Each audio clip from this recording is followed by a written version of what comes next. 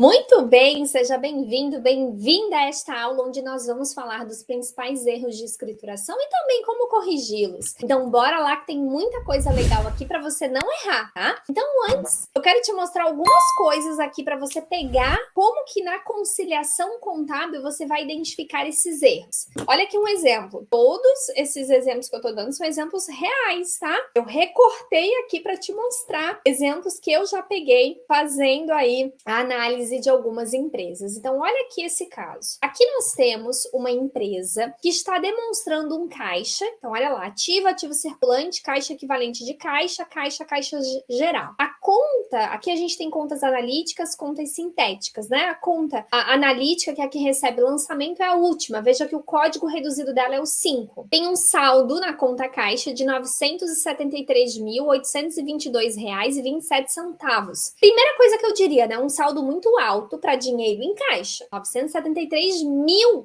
gente. Quase R$ 1 milhão em caixa. Já diria que tá errado. Mas o que é mais errado ainda? Esse caixa, ele está credor. Vocês estão vendo? Qual é a natureza contábil da conta caixa? Devedora. Então isso aqui tá completamente errado. Um caixa estourado, um caixa negativo. Tem como existir menos R$ 973 mil? Uma empresa ter menos R$ 973 mil em saldo de caixa? Não tem como. Se fosse na conta bancária, uma conta bancária negativa de quase R$ 1 milhão, ok. Mas no caixa não existe uma nota negativa. Caixa representa dinheiro físico. Então, um erro, tá? Um super erro. Aqui, um outro erro. Olha lá. Caixa também caixa de outra empresa. Mais de R$ 2 milhões em caixa. Gente, está devedora aqui, natureza devedora. Natureza está devedora. A correta natureza. No entanto, mais de R$ 2 milhões em caixa? Impossível, né? Como é que alguém vai ter, tio Patinhas, como é que alguém vai ter mais de R$ 2 milhões em caixa? Isso aqui, com certeza, é um lançamento errado. E eu já vou explicar o que possivelmente aconteceu. Mas esse foi o pior que eu já peguei de saldo em caixa. Natureza devedora, aqui de outra empresa. Natureza devedora, ok, a natureza. Tá vendo que tem um desenho ali do lado? Mas olha o saldo dessa conta. R$ 4.860.000. Quase R$ 5 milhões em caixa. Realmente, tio Patinhas. Não sei se é da sua época, mas tio Patinhas, um desenho onde o tio Patinhas, ele era muito rico e ele guardava as moedas, né? Ele tinha um local lá na casa dele que ele guardava as moedas e ele mergulhava no dinheiro. Só consigo lembrar disso, né? Dinheiro vivo. Quase R$ 5 milhões em caixa. Gente, com certeza, lançamento errado. E olha só o problema que isso aqui gera para a empresa. Porque eu estou mostrando aqui, estou gerando essas informações para usuários diversos. Imagina a Receita Federal pegando aqui que essa empresa tem R$ 5 milhões em caixa. Aí talvez a empresa não esteja pagando imposto em dia, talvez ela, enfim, né? Um monte de problema. Como que ela tá com 5 milhões em caixa? Olha só o problema que eu posso estar causando para esse meu cliente. Aqui, o que costuma acontecer para chegar nesse nível, gente? O que eu não sei o que é, joga para caixa. Já viram isso? O profissional contábil recebe o extrato bancário de um cliente para lançar. Tem várias saídas no banco que ele não sabe o que é, não pergunta para o cliente, porque já passou 1 ano, 2 anos que recebeu aquele extrato, a contabilidade já toda atrasada, não pergunta para o cliente o que é aquele pagamento, aquela saída do banco, ou tem vergonha de perguntar porque já faz muito tempo, ou pergunta e o cliente não lembra. Óbvio, 1 ano, 2 anos depois, eu mal sei o que foi no mês anterior. Por isso, cuidado da gente fazer contabilidade em dia, regular dos nossos clientes. Aí, se eu não sei o que muita gente costuma fazer? Quer deixar o banco com um saldo ok na contabilidade, dar a saída na conta bancária, o crédito no banco para bater o saldo do banco e o débito no caixa. Acaba lançando tudo no caixa. O que eu não sei o que é, vai pro caixa, tanto a débito quanto a crédito. E acontece essas lambanças aí de lançamentos indevidos no caixa. Então, deixa eu te dizer uma coisa. Se o cliente não te falou o que é e você não consegue identificar o que é aquele pagamento, aquele recebimento, você não pode simplesmente lançar para o caixa. Não pode, tá errado. Então, tem que insistir com o cliente para entender o que é. Porque, assim, se foi pago algo, se foi pago alguma coisa, tem que rastrear. Ah, mas foi uma despesa pessoal. Aí é empréstimo. Aí você vai lançar para o empréstimo do sócio. Agora, não lance para o caixa o que não é do caixa, senão acontece essa lambança terrível aí. Outra coisa que eu peguei recentemente numa análise aqui, ó, muito comum a gente encontrar imobilizado. Ou a gente encontra o imobilizado lançado sem a depreciação, sendo que é obrigatório, o único imobilizado que não deprecia é terreno, tá? Mas aqui é um outro erro que também pode acontecer. Não tem imobilizado e tem só o lançamento da depreciação. O que possivelmente aconteceu aqui? O imobilizado, ele foi vendido, a imobilizado foi vendido e não foi dado baixa da depreciação na contabilidade. Então, super comum isso aqui acontecer também. Aí fica aqui só o saldo da depreciação sem o imobilizado. Então, tomem cuidado, analisem aí nos balancetes se tem o imobilizado e a depreciação. Nenhum dos dois pode estar sozinho, a não ser que esse imobilizado seja um terreno e terreno, via de regra, não deprecia, tá? Como que eu lançaria a baixa do imobilizado, então, que gera muitas dúvidas para as pessoas? Então, olha aqui comigo. O correto da gente ter na contabilidade é isso aqui, olha só. O imobilizado, 80 mil reais devedor. O que é esse 80 mil reais devedor? É um veículo, 90 mil, devedor, veículo, fica no ativo, natureza devedora. Então, a empresa tem um veículo,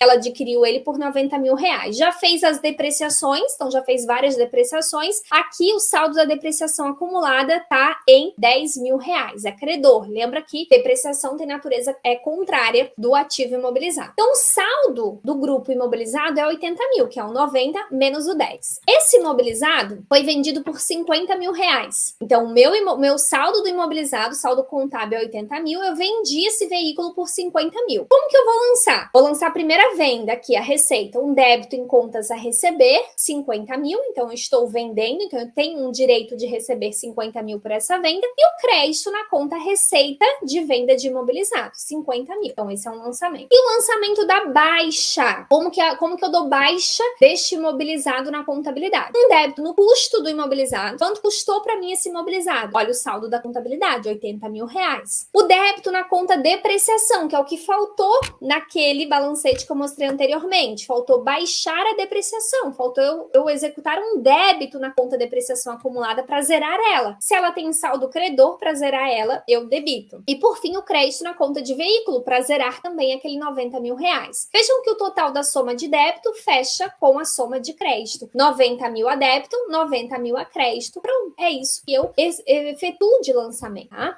Aqui, muita gente tem dúvida, as pessoas costumam fazer o lançamento aqui da baixa desse imobilizado para uma conta que se chama lucro ou prejuízo na venda de imobilizado, quando na verdade eu tenho que ter esses dois lançamentos aqui, o lançamento da venda e o lançamento do custo da baixa. Eu tenho que lançar separado. Por isso que quando a gente viu o plano de contas, eu indiquei que vocês abrissem lá a ITG 1000, e aí se você não fez isso ainda, pega a ITG 1000, tô deixando o link dela aqui novamente. Por quê? Porque lá tem um plano de contas na ITG 1000 e se você for conferir aquele plano de contas, você vai perceber que lá não tem o grupo lucro ou prejuízo da venda do imobilizado. Nós temos a conta da receita da venda e do custo da venda. Quando a gente monta a demonstração do resultado, a gente vai ver esse lucro ou esse prejuízo, mas lá na demonstração do resultado, não na hora de lançar. Tá? E o erro mais clássico da contabilidade é chamar férias e 13º de provisão, quando na verdade não é. Então a gente costuma receber lá do departamento pessoal aquele relatório de provisão de férias e provisão de 13º. No entanto, eu não posso usar esse termo na contabilidade, porque para a contabilidade provisão é outra coisa. Eu já até mencionei em uma das aulas aqui, dei esse spoiler, de que provisão, dei um exemplo de provisão trabalhista, o colaborador entrou com um processo trabalhista contra a empresa que ele trabalhava, aí vem o advogado, diz que é provável que ele vá ganhar aquela causa, dá o valor e a gente lança. Isso é uma provisão. Férias e 13º é uma obrigação trabalhista, fica registrado no passivo e não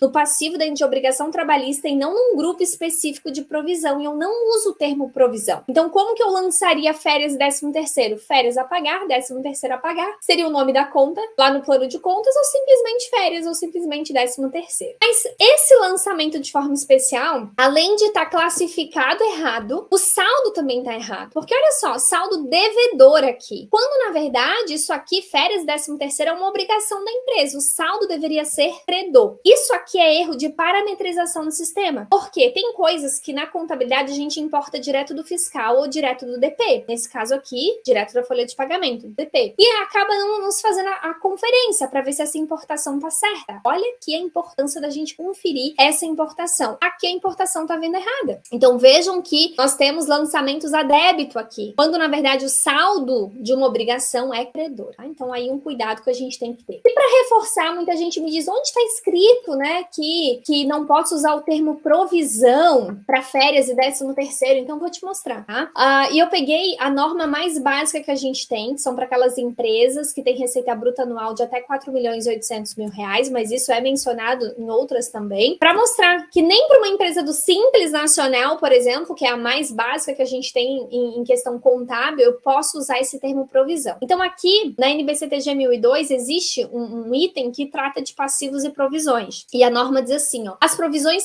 são passivos com prazo ou valores incertos. Obrigações por disputas tributárias, cíveis, trabalhistas e decorrentes de garantia são um exemplo de provisões. O caso que eu dei lá do ex-colaborador. Não se aplica, isso está na norma, gente, não se aplica o conceito de provisão para os ajustes por redução de valor de ativo, como depreciação acumulada, bem como para obrigações com incertezas não relevantes quanto ao valor, como férias, 13º e imposto de renda, uma vez que não existe incerteza relevante no tocante no prazo e valor. Então, inclusive, além de não usar o termo provisão para férias e 13º, eu não devo chamar provisão de imposto de renda, por exemplo. Provisão de imposto. Não existe, gente. O que a gente faz mensalmente é uma apropriação da despesa. Então, muita gente me diz assim, então significa dizer que eu não vou lançar férias 13º todo mês? Não, você vai lançar. O que você não vai fazer é chamar de provisão, porque isso é uma apropriação mensal por conta do princípio da competência. Então, tira esse termo provisão, tá? Porque dificilmente você vai ter uma empresa sua lançando provisão de verdade. Tá? Dificilmente.